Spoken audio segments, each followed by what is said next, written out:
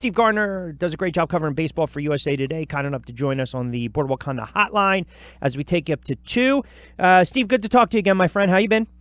I'm good, Rich. How about you? I'm doing really well. We'll start with the Phils. Another win last night. So for a couple of days, I guess the Gabe's got to go chatter subsides a little bit. I'll tell you, the funny thing, though, I think what gets lost here in this homestand is the way that Pivetta has pitched for Philadelphia in 2 starts. So I think that's a positive sign, because I think a lot of question marks were regarding this starting rotation going into the season.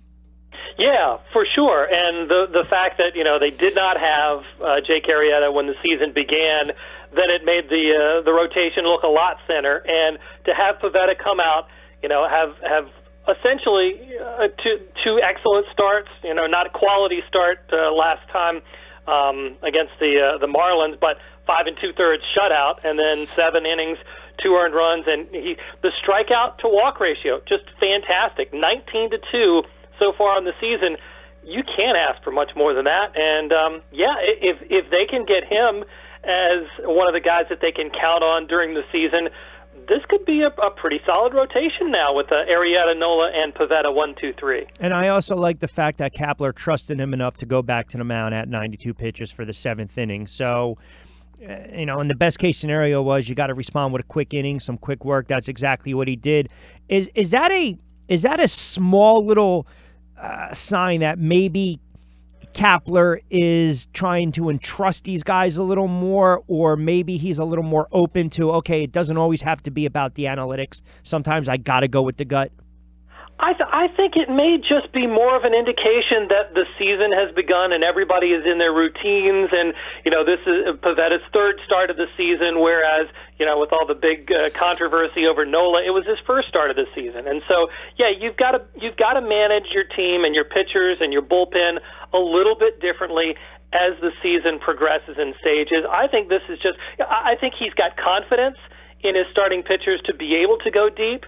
And this is just an opportunity now that they had, since they've gotten in the groove and into the season a little bit more. I think he's a little bit more willing to let them find out, where their threshold is. Well, listen, you mentioned it. When you win, every fan is back. They're backing you, and when you lose, it's a different ballgame. Now, if they go out and say they get swept by Tampa Bay, it's going to be a different story. How about the Mets, though? We talked about the Mets going into the season, and you can't win the pennant in April, May. You can certainly lose it, but, man, they've given themselves a really nice cushion. And yeah, I know they'll lose Darnell, but Wheeler was sensational. Callaway's been pressing all the right buttons. We've talked about it now for a week, and this is a team that's rolling right now, 10-1, and they win 8 straight. Yeah, I think it seems like there's somebody every night, and this is a mark of a good team, that comes through and gives them something. It's Ahmed Rosario one night. It's Adrian Gonzalez, guys like that. And now, we were worried about at the beginning of the season if the Mets could stay healthy. Now they're getting a little bit more healthy with Michael Conforto back. And, they did lose Darno, and they did lose Anthony Swarzak. Yep.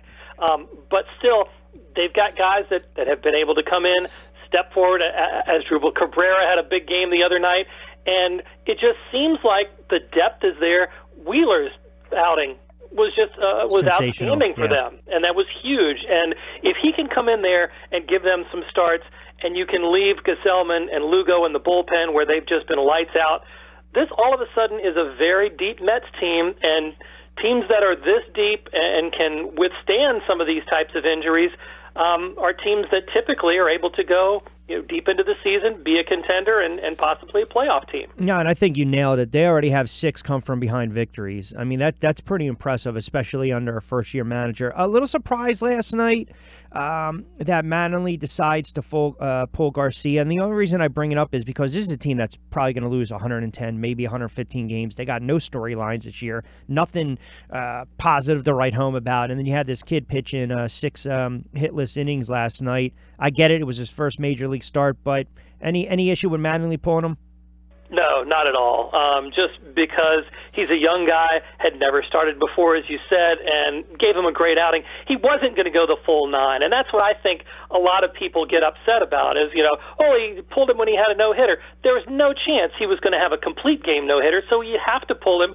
why don't you pull him before he gives up a hit rather than, he walks somebody, gives up a 2-run home run, and ends up with a bad taste in his mouth after such an outstanding outing. So I think it was perfect. I've seen we had Dave Roberts do that a couple of times with guys pitching no-hitters last year, and I still think it's the right move in all of those cases. All right, it looks like the best case scenario was for the Yankees to get smacked around on Tuesday and then have that little brawl last night, because if anything, maybe that awakes the sleeping giant. First of all, listen, I you know me the way I think. You go in, spikes up, guess what? You're going to get plunked, whether it's 4 innings later or not. That's just baseball. I had no issue with it. I think if anything, maybe it galvanizes this team going forward. Who knows? It could be, and it's a strange thing, the unwritten rules surrounding all of that, and who has to throw it, who, and how close. I mean, we had 2 benches clearing incidents in the Yankees game, had 1 in the Rockies Padres game yesterday. I don't know. I'll tell you, Rich, I'm getting tired of it. I really am. It doesn't seem to me, the vigilante justice just doesn't seem to be worth all of the effort that everybody's going to.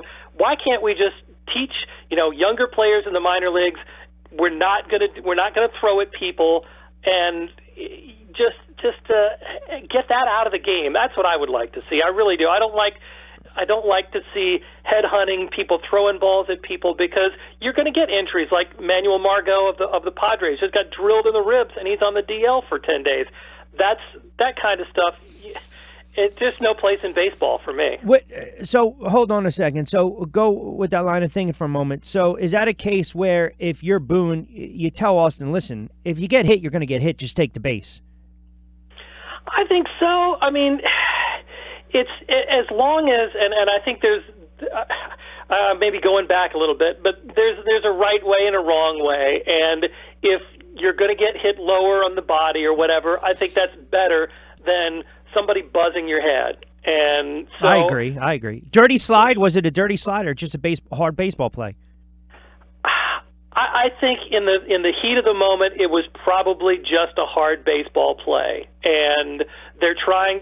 I think what should have happened is the double play should have been called. And if you get that, even though he didn't make the move to throw the ball, which the umpire said makes the difference, I still think if they're going to call that rule and somebody's coming in like that, you've got to penalize the team that commits the violation.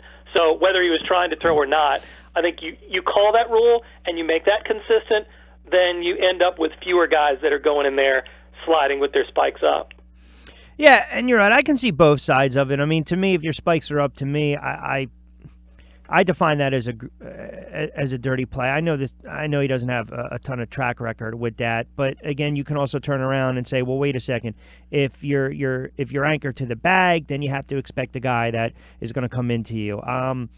I think the overwhelming thing here that gets lost is when they make that move and they get rid of Girardi and they hire Boone, how quickly people forgot that Girardi was a veteran guy, and veteran managers know how to handle young teams. And that's my one concern here when you have a guy like Aaron Boone, because what if everything starts to go south and this team, say, loses 10 out of 12? I mean, how do you then handle it? And you start to look around, and I just don't know if he's got that baseball acumen to kind of reel these guys in and say, it's okay, it's part of the game, it's a long season, we can turn this around. Yeah, that's the big question when you have somebody with no experience. I mean, so far it's been okay for Aaron Boone. It's been great for Alex Cora in Boston. Been great for Mickey Callaway with the Mets, and a little iffy. I mean, Kapler and Dave Martinez have faced some criticism as well for in Washington. So it's one of those where you're going to have to learn on the job, and I think all the fans for all of those teams know that they're not going to have some of those veteran situations handled 100% correctly. I think that's what you have to live with.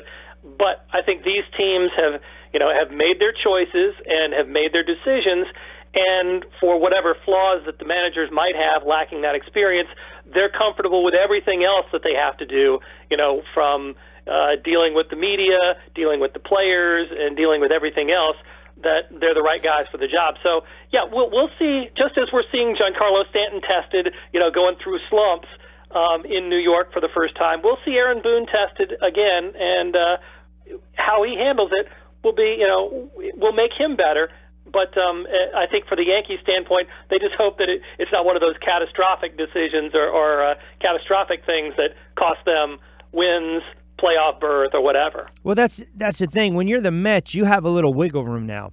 Because they're not gonna play at a 800, 900 clip. Right. Just like Boston is it. So you have some wiggle room. But all of a sudden, if you're, say, a Yankees fan or a Dodgers fan, the last thing you want to do is, that 3.5, that 4 games that you're behind, that can quickly turn into 6 or 7, which can manifest itself. And now all of a sudden, now you can be down 10, 11 games. So, if anything, I think, I just don't know. I look at him, and I guess I was so enamored, and Josh brought up a great point. All the years with Torrey, he always had Zimmer. And I look around with Boone sometimes, and it's like you always need that second in command. You always need that lieutenant to kind of help you out, and he's a little too robotic for me. Yeah, and that's the thing, too. Yes, he may be right now, and maybe somehow or another he's got some members of the coaching staff that will help him maybe ease into it a little bit more. And I think that's the hope that you have if you're a Yankee fan, that it's not going to be easy for sure, and he's going to learn a lot.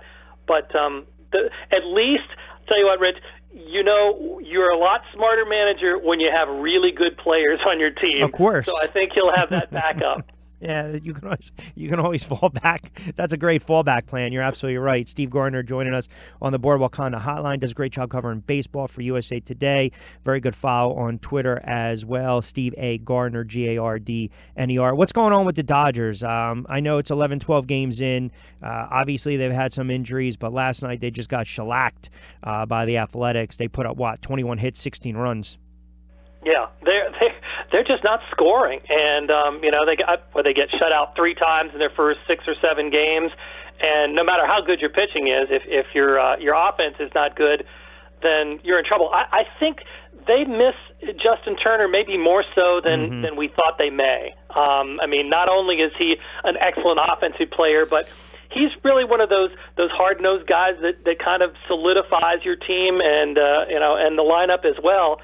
And without him, it seems to me, if you're not getting, super play from Corey Seager and Cody Bellinger and all those younger guys that they count on, it's a little bit more difficult. And Clayton Kershaw can only go out there once every 5th day, and you need somebody like that on the field every day. And with Turner not there, I think it's showing. Let me get you out on this. How bizarre were McGuire's comments? Is he delusional here that he can have hit 70 home runs without PEDs? I think so. We don't know.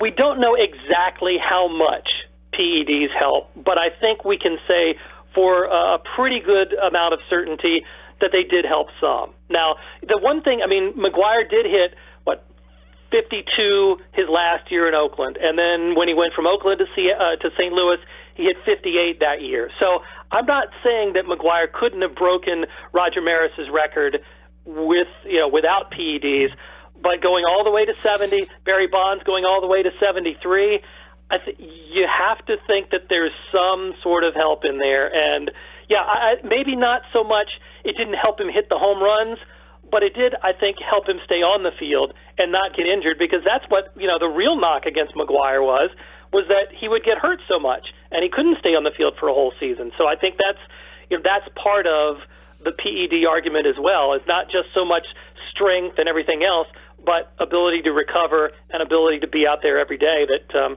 where it does make a bit of a difference. Yeah, and he hit 49 his rookie year, and he was 23. Yeah. And then when he was 32, he hit 52. But you're right, he had that stretch, 52 and 58, then the big year in 98, 70, and then he comes back with 65. I don't know. Listen, he's never getting in the Hall of Fame, and even if he hit 600 home runs and he was clean, I don't think he would have made the Hall of Fame because he was just purely a home run hitter. Yeah, but he walked a lot, too. On-base percentage, I think the voters give a lot more credit to that now, too. So if you did that, I think his career on-base percentage was like 390-something. So, yeah, 394. You're pretty good. You're right on the nose. So that's a big part of the game, too. You know what? The more I think about it, you're right. The 600 is kind of like that watershed mark. for baseball. I just think at the end of the day, it's, man, I don't know. Once you, and we've had this conversation before, once one or two get in, then the floodgates start to open up. And then I think what happens is the voters turn around and they're almost resigned to the fact where whether the guy did PEDs or not, they're just going to basically just look at his stats. They're not even going to take in consideration the alleged or the PED use. They're just going to look at the raw numbers and make a distinction right there. I don't know that I'd go that far. I think for guys like Bonds and Clemens, who are so far above the baseline Hall of Fame level, I think you have to take that into consideration as well. But yeah, for guys like, say, Manny Ramirez, Albert Bell. That's Albert Bell. I mean, those guys in there, and I don't know that there was anything with Bell in steroids. But I mean, you've got guys like that, like Manny, that are on that borderline. That's where it's going to hurt. A-Rod will be an interesting case as well, when he comes up for voting. So we shall see. But I think for Bonds and Clemens, at least for me personally, I think they were Hall of Famers before there were even any indications of potential PED use. So I will probably vote for them if they're still on the ballot, and when I get my first one in 2020. Oh, I can't wait! I can't wait when we go back and forth when you have the when you have a ballot. I'm going to restate poor Fred McGriff. Hey, I tell you, we did a deep look at him earlier this year during the voting season, and Fred McGriff, I tell you what, was a very, very good player. I agree. He's right there on the cusp as well. All right, my friend, always good stuff. Always appreciate it. Good insight as always in dialogue. We'll talk next week, pal. Enjoy the games this week. Fantastic, Rich. Take care. You got it. Steve Gardner joining us on the Boardwalk Kind of Hotline.